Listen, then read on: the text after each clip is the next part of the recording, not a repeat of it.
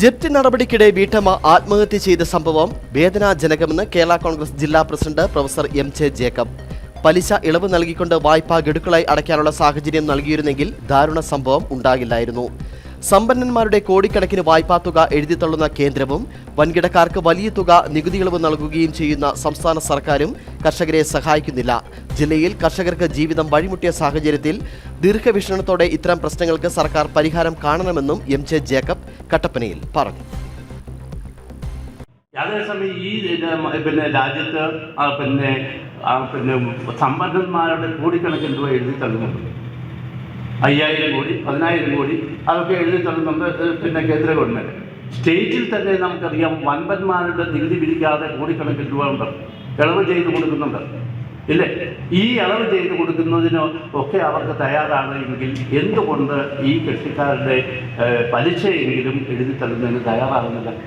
അതുകൊണ്ട് ഈ വിഷയങ്ങളെ പറ്റി സംസ്ഥാന ഗവൺമെൻറ് എടുത്തിരിക്കുന്ന നിലപാട് ഈ സംസ്ഥാന ഗവൺമെൻറ് ഇപ്പോൾ പറയുമായിരിക്കും അത് കോടതി വിധി ഉള്ളതുകൊണ്ടാണ്.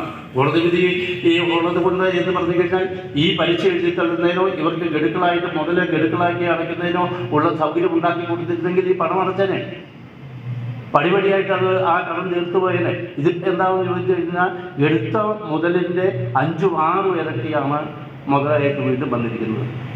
അപ്പോൾ അത് പലിശയും കൂടെ കൂട്ടി ഈ വലിയ തുക ഒരു കാലത്തും ഈ ഹൈറേഞ്ചിൽ സ്ഥലം മേടിക്കാൻ പറ്റാത്ത രീതിയിലേക്ക് കാര്യങ്ങൾ പോയിരിക്കുന്നു. ഓരോ ദിവസവും നിയമങ്ങൾ മാറി മാറി വന്നുകൊണ്ടിരിക്കുന്നു.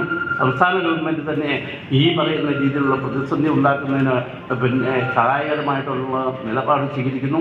അതുകൊണ്ട് തന്നെ നമുക്ക് മുന്നോട്ട് പോകാൻ പറ്റാത്തത്. അതുകൊണ്ട് അങ്ങേയറ്റം ദുഃഖത്തോടു കൂടിയാണ് നമ്മുടെ ഒരു സഹോദരി, നമ്മുടെ ഒരു കുടുംബിനി, അവർക്ക് ജീവിക്കണം എന്ന ആഗ്രഹമുണ്ട്. അവർക്ക് വീടുമായി ബന്ധപ്പെട്ടിട്ടുള്ള ഒട്ടേറെ പ്രാരാബ്ദമുണ്ട്. അവരവിടെ വന്നു കഴിഞ്ഞപ്പോൾ ജപ്തിക്ക് വന്നപ്പോൾ കരഞ്ഞ് കാലെ പിടിച്ച് പറഞ്ഞു, നിങ്ങൾ ഇപ്പോൾ വരരുത്, നിങ്ങൾ നടപടിയായിട്ട് പോകരുത് എന്ന് പറഞ്ഞു. പക്ഷെ ഞങ്ങൾ നടപടിയായിട്ട് മുന്നോട്ട് പോകുമെന്ന് പറഞ്ഞു. ഇത് ഒരു തുടക്കം മാത്രമാണ്. ഈ ഗുരുതരമായിട്ടുള്ള സ്ഥിതിവിശേഷത്തിന് ദീർഘവീക്ഷണത്തോടുകൂടി പരിഹാരം ഉണ്ടായില്ല എങ്കിൽ നമ്മുടെ ഈ നാട്ടിൽ ഗുരുതരമായിട്ടുള്ള സിറ്റുവേഷൻ ഉണ്ടാകും.